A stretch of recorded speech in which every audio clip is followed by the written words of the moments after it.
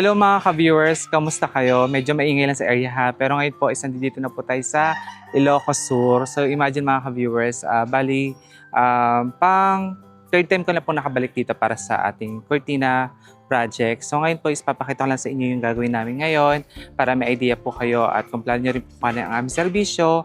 Ayan po, makita nyo po yung mga ginagawa namin. Actually guys, maganda dito sa area ni client to, tingnan nyo. Ayan. May mountains, tapos dito yung kanyang bahay. Ayan. Actually guys, ano to ongoing. Nagpapasok ka dito ng mga furniture, curtains, plus yung mga garden niya nila, landscape na rin guys. Tingnan niya, napakalaki po yung project natin ngayon. And ayan, makikimarites lang tayo kasi natuwa ako dito sa kapitbahay nila client guys. Ito, meron silang pomegranate, yung native lang guys. Ayan. Ang tagal ko lang hindi nakakita ng mga ganito. Napaka-rare. So ngayon guys, tara, special po tayo sa loob. I-tour ko kayo para at least may idea po sa ginagawa namin ngayon. Pagpasok guys, ito po yung dining area ni client. Ayan. So meron dalawang sliding doors. So cortina po yung kakabit namin dito. Kasi malaki na po talaga yung bintana na ito. Tapos dito naman po sa living area. Ayan. Meron din po tayo ditong long curtains.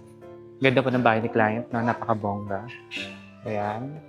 Tapos guys, dito is meron dalawang bedrooms. Pakita ko na lang sa inyo. Medyo magulo lang guys kasi nagsunod-sunod yung delivery ng furniture saka yung paggawa ng landscape. Ayan. So dito guys, may naisabit na kami sa master's bedroom. So ongoing guys, ayan. Dito namin ginagawa po sa bahay ni client yung pag-adjust po ng curtains po nila. Kaya lahat po yan maayos po dahil meron kami sariling sewer. Mamaya tutur ko po kayo sa iba pang area yung lalagyan namin dito sa master's bedroom na ito. But dito naman po tayo sa second bedroom. Ayan, sana kasya tayo. Oops. Ayan. Open the lights. Meron din po dito. Dito naman po tayo sa second floor. So dito po meron tayong lalagay dito sa kanilang bedroom. So ayan. Sliding door plus L-shape or corner window. Ito naman po si bedroom number 3. Actually, lahat po ng kwarto ni client is maluluwag. Ayan, cortina din po ito. Guys, kain mo tayo. Thank you, Ate Journaling. Thank you.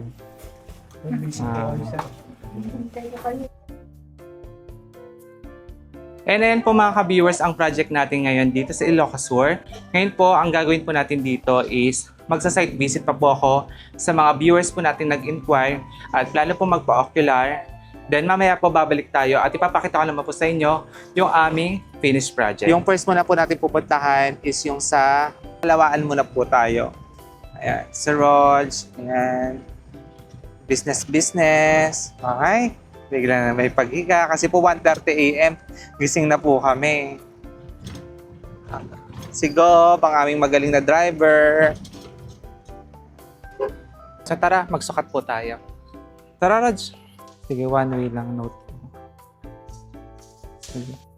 Guys, bali ngayon nandito na po tayo sa Badok at second site visit po natin. Ito pong client natin, close din na po ito. So, do-double check lang po namin yung kanilang mga bintana kasi sila po yung nagsukat. Tapos, ayun guys, pag-usapan na namin yung color plus yung down payment po ng kanilang total po ng project. So, guys, dito na po tayo sa site visit natin. So, ayan, samahan niyo po kami magsukat ulit. Tuyo na po yung mga tiles. Second step. Go, Rod, second step daw. Okay. So, ito guys. Ayan. Grabe. Para may idea lang kami din, ma'am, ha? Opo.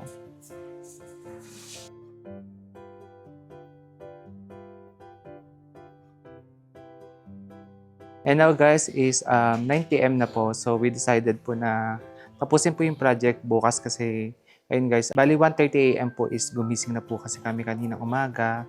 Tapos ay nagbiyahe. So actually medyo lamog na din yung katawan namin sa biyahe. Pero again, tomorrow continue po namin kasi nangyari po yung project po namin dito, lahat po cortina. So talagang pag gumagawa kasi kami ng cortina, hindi naman po talaga kami napadaan lang. We assure po na lahat po ng bawat bintana po ng kinakabit namin is pare-paras po ng gawa at pare-paras po ng itsura, syempre. So ngayon guys is ito, sa dining, meron na po kami natapos. Bali nagliligpit na po kami. Ayan. Then, dito guys sa living area, ito na po. Bali na-plancha na po namin ito. Bali, finish na lang po namin ilalim. Then, dito sa living area, ito guys. Meron na kami natapos dito. Ayan.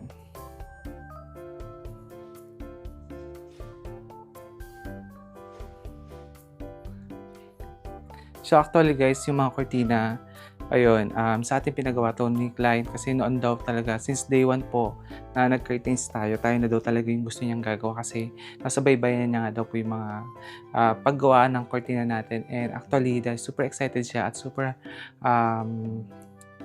dream niya talaga yung cortina natin.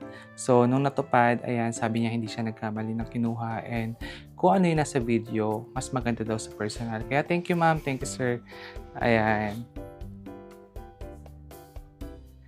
Then dito guys, sa walk-in closet, naglagay din kami dito. So, curtains pa din po. Ganda na kanilang walk-in closet. Then dito guys, sa kanilang, I don't know kung bathroom ba to or ano, bahay na, kwarto, ang laki talaga. Ayan, naglagay po kami dito ng blind. So, ang gusto po ni client talaga is mga white colors or mga something light po na ikawit sa kanyang bahay. Guys, akit tayo sa second floor, pero pakita ko na sa inyo itong stairs ni client. Ang ganda pag gabi, oh. Yan.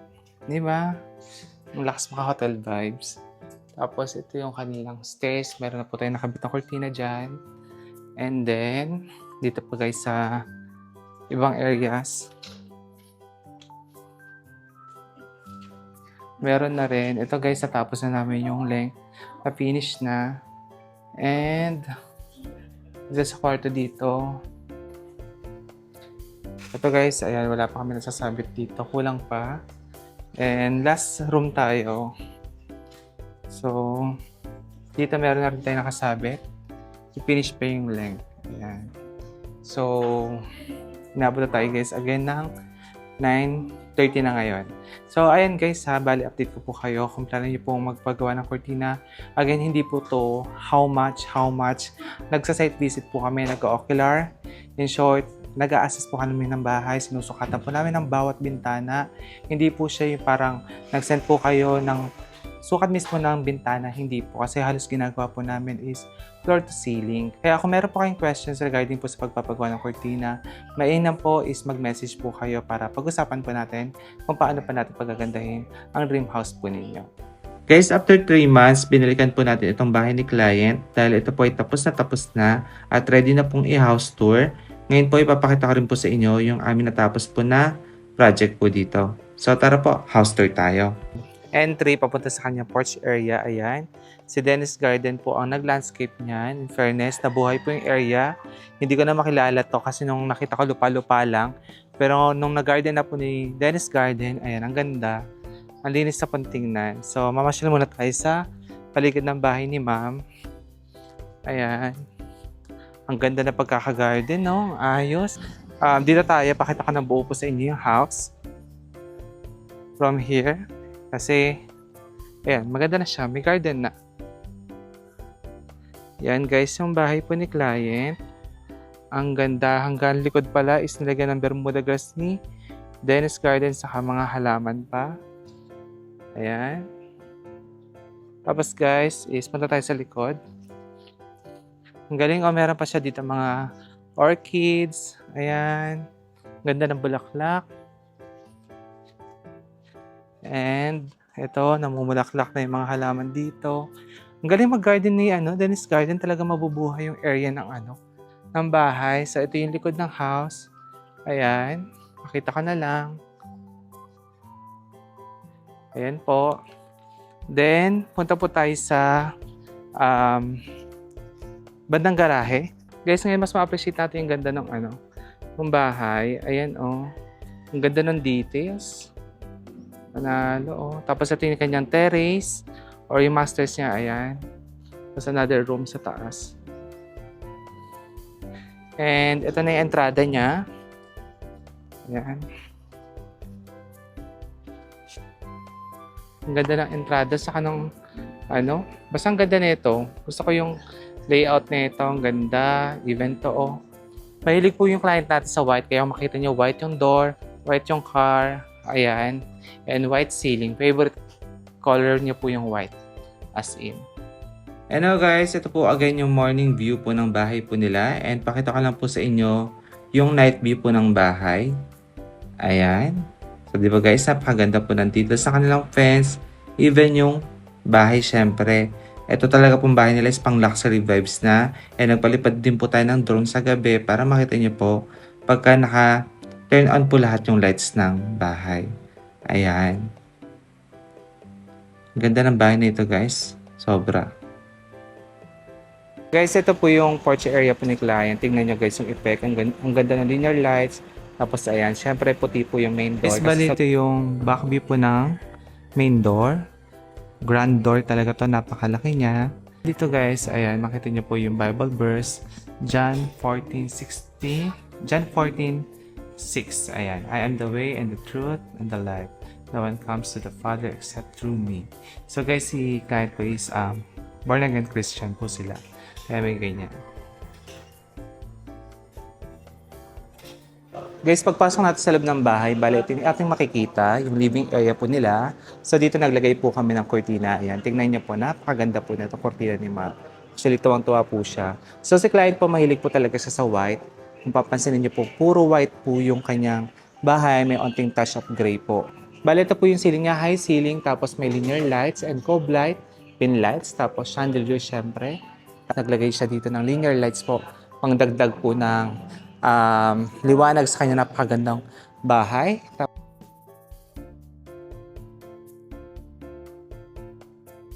Dito po ang kanilang dining area.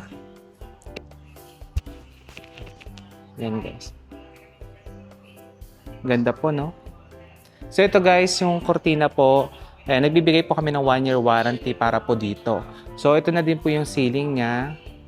Yung taas po nito, hindi na po namin tinakpan, pinagpantay na lang po namin para at least mas maganda po, no?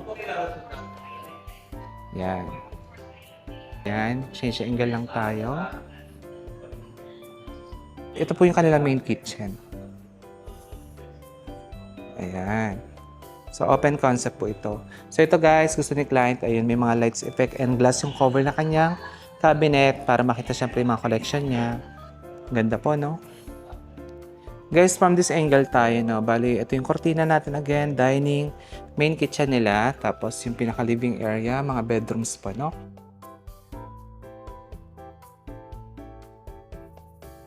Guys, dito naman tayo sa kanilang master's bedroom. Guys, ito po yung kanilang master's bedroom nung ginawa po namin ng cortina na nung March. Tapos po, nung bumalik po kami this June, ito na po siya. May mga gamit na po, kompleto na. So, imagine guys, ang laki na po ng binago ng master's bedroom ni client. Actually po, kaya po white po ang pinalagay ni client. Hindi naman daw po sa kanya problema ang paglilinis dahil po si client is, meron po siyang housekeeping company sa Hawaii. Kaya alam niya po yung mga ginagamit na panlinis po sa bahay. So, again, ito po yung kanyang master's bedroom. Although meron pa po sa taas. So, pakita ko na lang po sa inyo yung kanilang walk-in closet. Then guys, dito po sa kanilang walk-in closet, meron po sila dito another cabinet, tapos vanity. Ang ganda ng kanyang upuan dito guys. So, puti pa rin. And touchscreen mirror. Ganda. Tapos guys, napansin ko dito yung flooring niya is matte finish naman. Same flooring din po dito sa kanyang bedroom and walk-in closet. 20 by 120 po ito. Matte finish po siya. Tapos, wood look po na may pagka-gray. Kaya po gray yung cortina natin. Ayan. Mahilig po sa gray si client aside sa gold and white. Tapos guys, ito na yung his and her niya na sink. Meron pong touch mirror na merong gold. Ayan. Tapos may gold ladder pa nga siya dito guys. Hindi ko alam kung saan ito ilalagay ni client. sabitan siguro to ng mga towel. Ayan. Tapos meron siyang bathtub dito. Ang ganda ng shape. Tapos guys, naka-smart toilet na rin to. Ayan. Smart toilet. And naglagay din po tayo ng blinds dito kasi malaki na yung bintana. Tapos dahil tayo guys, again, ito yung kanilang master's bathroom. Laki. Pagkakaya ito yung top view ng kanilang hagdanan. Ceiling, yung kortina po natin. Ayan. Then top view po ng hagdanan. Tapos guys, dito may pintuan papunta sa kanilang balcony. Then ito po yung view natin ngayon. Ayan. Wallpaper. May wallpaper pa pong pinalagay sa client dito. Guys, pagpasok dito sa bedroom na ito, kasing laki din ito ng master's bedroom. Pero may pagkaiba lang ng onting layout. Ayan. So, dito may kama plus yung kortina natin. Again guys, nagtatalo lang yung ilaw dahil sa liwanag. Naka-warm lights tayo ngayon. Kaya medyo madilim lang po ng onti ha. Ayan. Tapos guys, dito sa master's bedroom, meron po ditong kwarto. Meron po ditong bathroom syempre. So, itong wardrobe cabinet, ibang gamit po is temporary lang po muna. As of now, itong swing, ilalagay po ito sa balcony. Tapos, ayan na po yung bathroom. So, same din po sa baba. May mga flowers din po dito. Kasi hilig nga po talaga ni client. Guys, bali dito tayo sa bedroom number 4. So, same lang din po ng design ng pintuan. Then, nakanab po ng black siya.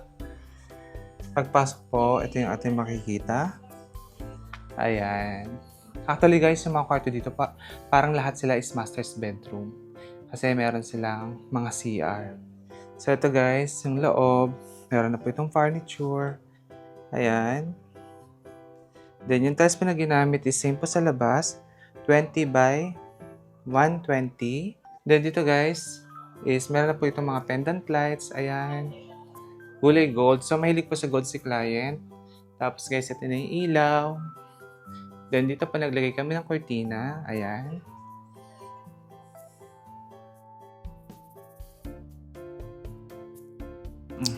And ayan po ang natapos nating project sa Santa Ilocos Sur. So ito guys, tong vlog po natin na ito.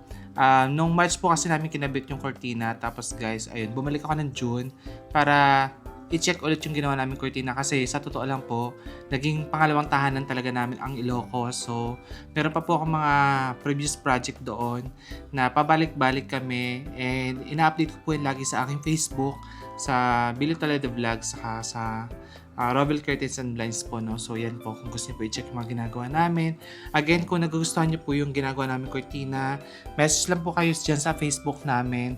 So, we do site visit po para po i-assess ang mga bintana, sukatan po para makuha po natin yung tamang presyo per window na gagawin po ng cortina or lalagyan po ng blinds. And then, sa mga taga Ilocos po, sana nakakapad po nito. Ayun po, i-check nyo po sa Facebook yung mga natapos namin project kasi nakarating po kami ng Ilocos Norte. Actually, papalayo na nga po kami ngayon. At talagang, ayun po, yung calling namin halos na sa Ilocos po netong nakaraang buwan. Kaya thank you so much po sa mga taga Ilocos. And guys ha, pwede rin kayo pala mag-message sa aming WhatsApp number kasi meron akong mga na-encounter. Meron mga nagpi-phishing sa aming Facebook. Yung mga nagko-comment po doon, mini-message nila. Tapos, ayun, magpapakilala po kunwari na taga sa amin. Member namin siya sa grupo na nag-offer po ng cortina. So, para maiwasan guys na ma-scam kayo, may WhatsApp number po kami. Ayan, dyan na lang po kayo mag-contact din kung natatakot po kayo sa Facebook kasi nagkalat po lahat ng scammer ha. So, ayun po. Ngayon po mga ka-viewers, hindi ko na rin po pabahabain pa ang ating vlog. Again, maraming salamat po sa tiwala at sa mga kumukuha po sa aming mga projects. And syempre sa mga viewers po natin na until now, nandito pa rin po sa YouTube natin at nakasuporta. Thank you so much po, no? So, sana po meron kayo nakuha idea again sa vlog na ito. Ingat po kayo and God bless. Bye-bye!